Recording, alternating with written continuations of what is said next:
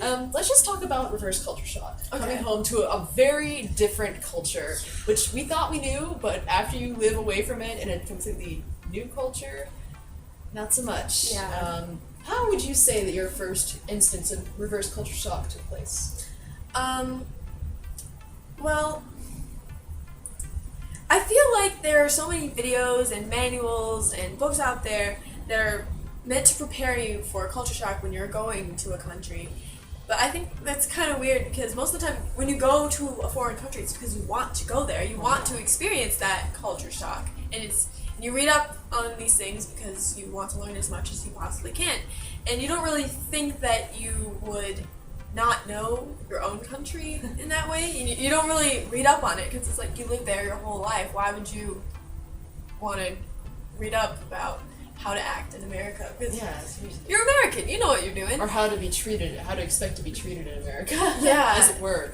But it really does kind of, it's very weird, especially after being gone for like a month or 10 months or a year. However long. It's a long time. So it's like when you're used to being kind of coddled and being taken care of by the really warm and polite staff at most places in Korea, it was really shocking to come back and just no one cares about you anymore. Customs.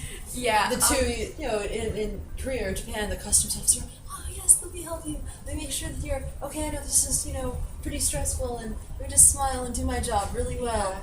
American customs officer. No, move on. It's like, try. The work ethic is definitely different. And I understand how customer service can be a trying job. So I'm not bashing on anyone here, certainly, but I couldn't do it. Yeah, but I couldn't. I'd definitely be mad at someone. The attitude with which they approach their work, whether it's fun or not fun, is just very different culturally. And I think it goes back to how they're teaching even their high schoolers and their middle schoolers to work together as a unit. Yeah. But I guess these two cultures are very similar in the fact that when you're working and when you're going about your daily life, it's not just about you, it's about the unit around you, your town, your job, your coworkers, things like that, and even, yes, your customers. So I feel like that's supposed to be just granted in any kind of customer service, but that attitude that they just live daily, it just comes more easily to them. So that's where the main difference comes from. That, and when you walk around, people are loud. Yeah, Loud and rude. I feel like in Asia in general, people think of themselves in relation to others a little bit more, perhaps because of just the way the language is structured even. Like, you have to use different levels of politeness depending on who you're talking to, whether you're friends with somebody.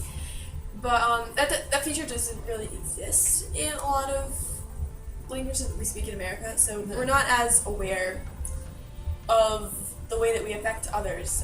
And individualism is definitely a huge tenet of American society. American dream! And I mean, that's a great thing. In a lot of ways, I feel like my Asian friends could learn from that. Oh, yeah. But at the same time, there are definitely pros and cons, and There are the definitely cons things tend that we as a culture stick can out to learn you from more Asian. when you're experiencing culture. Yeah, that's how you can say reverse culture shock. The cons will stick out first. Yes. And that is just always going to happen to you.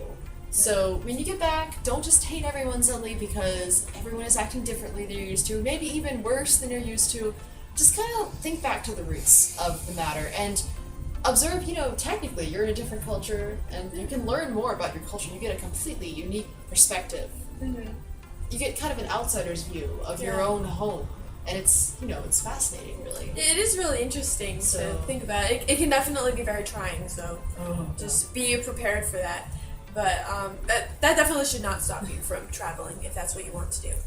In fact, nothing should stop you from traveling. If we're going to wrap up with this, okay, guys? If there's somewhere, if you're like us and you find yourself fixated on this place and you want to go, you're studying the language, you're studying the culture, and you think maybe it's a dream that you just can't quite reach. And if you get an actual opportunity and a little thing like, oh my gosh, what if I can't speak fluently enough, gets in your way, you should, don't ever let that stop you. Just go for it. Seriously, Do it. It's that kind of experience. I mean, it really not only shaped the way that we look at our country and at our lives and how we live them, but kind of how we are trying to plan our futures. You and I, similarly, are both aiming to go back to our respective study abroad experiences, only perhaps for a bit longer.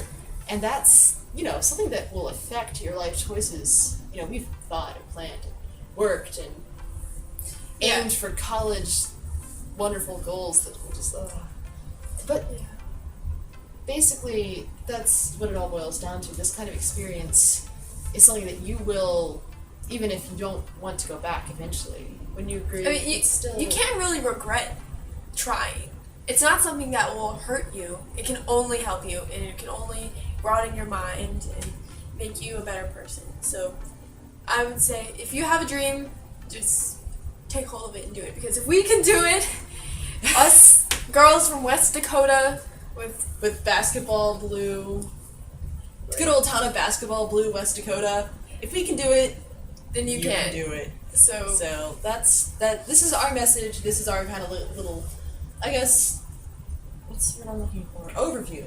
Yes. We are reviewing very brief summary of and it's still not that brief. Yeah. But this is. Why are you online? It says you're online Skype. I'm not on Skype. That's scary. I'm sitting next to you. I know. But anyway, guys, thank you so much for listening to us blather on about our experiences. I hope that we can. If you guys have any questions for either of us, you should definitely subscribe to her channel, because she has this, for any of you who are interested in studying abroad in Korea, she's got this great comprehensive, look, this is what life is like as a student abroad in Korea. Yeah, it's called Sarah's Soul Search. We'll write it right here. It's a pun. Yeah, soul, like soul, but get it? soul in Korea. I'm hilarious. So many puns. Okay. Yes. But if you guys have any questions for us, leave a comment, leave a video response. Thank you so much for watching.皆さん, 정말 아리가또 고자이마시다. 감사합니다. 코멘트 남겨주세요. 자, 사요나라. 안녕히 계세요.